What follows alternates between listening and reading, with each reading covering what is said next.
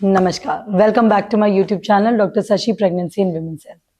आज मैं बात करूंगी बच्चेदानी के ऑपरेशन से होने वाली दिक्कतों से रिलेटेड, या उनके डॉक्टर उनको सजेस्ट करते हैं तो उनके दिमाग में कई सवाल आते हैं कि ये ऑपरेशन हमें किस तरीके से नुकसान पहुंचाएगा, क्या होगा इसके बाद हमारे साथ, क्या हमें लॉन्ग टर्म में दिक्कतें आ सकती हैं, क्या हमें हीलिंग में दिक्कतें आ सकती है, और हम कितना दिन बेड रिडन रहेंगे, कितना दिन में बेड रेस्ट करना पड़ेगा, और क्या हमारी लाइफ में चेंजेस आ जाएंगे। इसके बारे में हम बात करेंगे डिटेल में।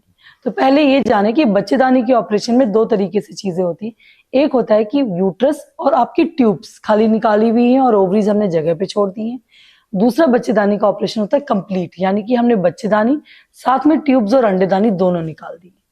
इन दोनों के साइड इफेक्ट्स में अंतर है, क्योंकि जब हम अंडेदानी अंदर छोड़ देते हैं और सिर्फ बच्चेदानी और ट्यूब्स निकालते हैं तो उस केस में आपको हार्मोनल चेंजेस वाले साइड इफेक्ट्स कम आते हैं या ना के बराबर आते हैं।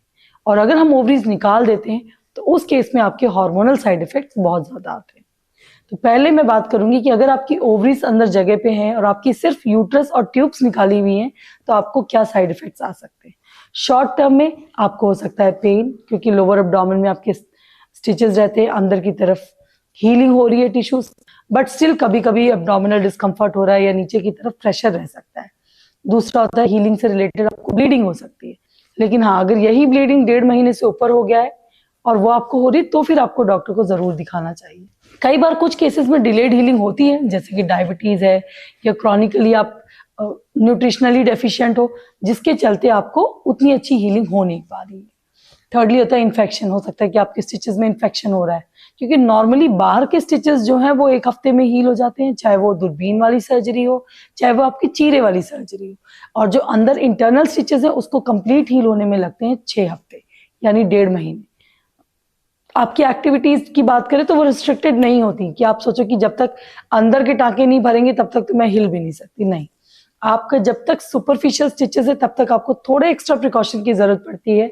उसके बाद आप अपनी most of the activities resume कर सकते हो, एक्सेप्ट वेरी फ्यू, जिसमें कि आपको स्क्वाटिंग में बैठने को अवॉइड करने को कहते हैं, या आपको कॉन्स्टिपेशन हो उससे बचने के लिए कहते हैं। किसी भी तरीके का कफ या पेट पे प्रेशर बढ़ने वाले काम आपको अवॉइड करने को कहते हैं।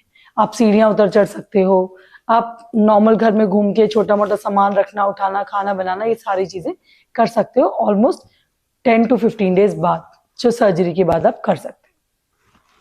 और क्या आते हैं short term changes. Short term में आपको गैस ज्यादा बनने लगेगी, ब्लोटिंग हो जाएगी, एसिडिटी होगी, आपको लगेगा मेरा पेट तो निकल आया है।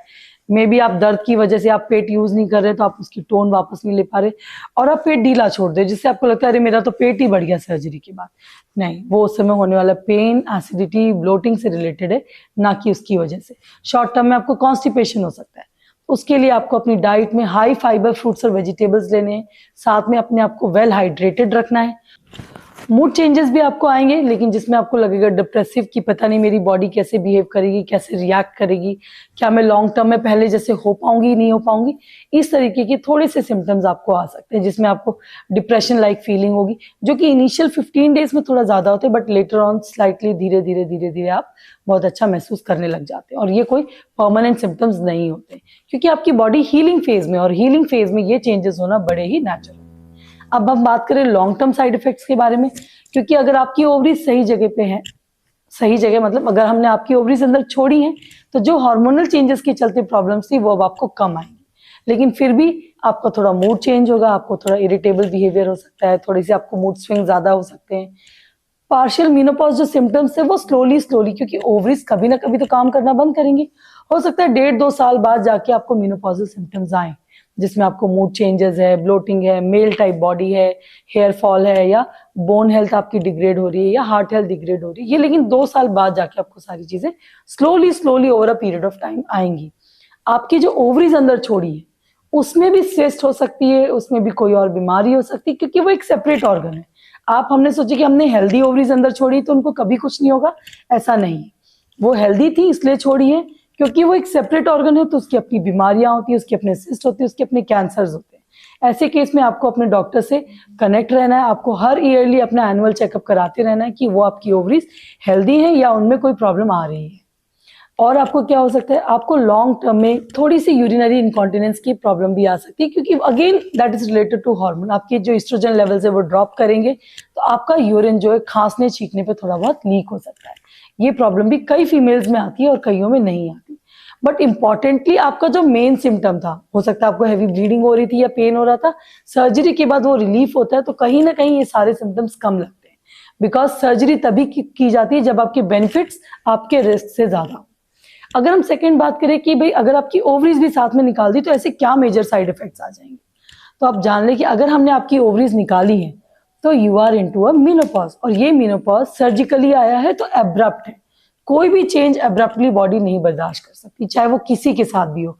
सिमिलरली आपके साथ भी होने वाला है, क्योंकि एब्रप्टली आपके साथ हार्मोनल चेंजेस आ जाएंगे। तो आपको शॉर्ट टर्म साइड इफेक्ट्स की बात करो तो उसमें भी हार्मोनल चेंजेस वाले प्रोमिनेंट रहेंगे, और वही साइड इफेक्ट्स आपके लॉन्ग टर्म तक चलने वाले। रेस्ट रिलेटेड टू आपके स्टिचेस हैं, जो pain, infection, bleeding, bloating, acidity, ये सारी चीजें सेम रहेंगी। जैसे कि आपकी ओवरीज निकालो या ना निकालो, ऑलमोस्ट सेम होने वाला था। आपके सडन हार्मोन्स की कमी की वजह से आपको हॉट फ्लशेस हो सकते हैं, जो मेनोपॉज में मोस्ट कॉमन सिम्टम है। आपको रात को गर्मी लग सकती है, पसीने छूट सकते हैं, जिसे नाइट स्वेट्स कहते हैं, और आपकी मूड इरिटेबिलिटी बढ़ सकती है। आप इमोशनली अपने आप को लो फील कर सकते हैं, सोशली डिस्कनेक्टेड फील कर सकते हैं। आपकी बोन हेल्थ यानी कि हड्डियों में कमजोरी होना स्टार्ट हो जाएगी, आपकी हार्ट हेल्थ डिग्रेड होना स्टार्ट हो जाएगी, आपकी स्किन में चेंजेस आ जाएंगे, आपका हेयर फॉल हो सकता है, आपके स्किन और हेयर काफी ड्राई और किसी कहीं वीक हो सकते हैं। Again this is because of the deficiency of estrogen hormone, जो कि ओवरी निकालने की वजह से आ गई है। बट ये चेंज अगर हम बात करें एब्रप्टली है, इसलिए आपको ज्यादा पता चलेगा। अगर ये over the period of years आता तो शायद ये बॉडी आपकी धीरे धीरे अडेप्ट कर जाती। अगर एब्रप्टली आप इसे नहीं बर्दाश्त कर पाएंगे तो अपने डॉक्टर से मिलें, वो आपको हार्मोन रिप्लेसमेंट थेरेपी एडवाइस कर सकते हैं, जिससे आप इनको इजीली अडेप्ट कर सकते हैं। Plus they will tell you other ways also, जिससे आप इनको मिनिमाइज कर सकते हैं। अगर बात हम करें सेक्सुअल डिसफंक्शन की, तो वजाइनल ड्राइनेस भी लॉन्ग टर्म में होने वाली है, जिसके चलते आप अपनी सेक्सुअल एक्टिविटी जब भी रिज्यूम करेंगे तो एक बार आपको डिफिकल्टी आ सकती है, और you may not feel the same as you were before. तो बट लास्ट में मैं फिर से यही कहूंगी, क्योंकि ये सारे सिम्टम्स आपको आएंगे जरूर, साइड इफेक्ट्स होगा तो जरूर, बट ये कहीं ना कहीं आपकी नेचुरल मेनोपॉज के बाद भी आती है। तो आप डरो मत, क्योंकि आपने जो सर्जरी कराने जा रहे हो वो आप किसी कारण से करा रहे हो। अल्टीमेटली आपको जो प्रॉब्लम है वो ज्यादा है, तभी आपके डॉक्टर ने सर्जरी एडवाइस की। तो कहीं ना कहीं आपकी लाइफ में जो मॉर्बिडिटी थी, पेन था, ब्लीडिंग था, वो कम होगा, तो आप कंफर्टेबल भी ज्यादा महसूस करोगे। So please clear your confusion before the surgery, know the side effects and how to handle them. आप अपने डॉक्टर से डिस्कस करें, ताकि आप सर्जरी के बाद भी उतना ही अच्छा महसूस कर सके जैसे सर्जरी के पहले कर रहे थे। Thank you.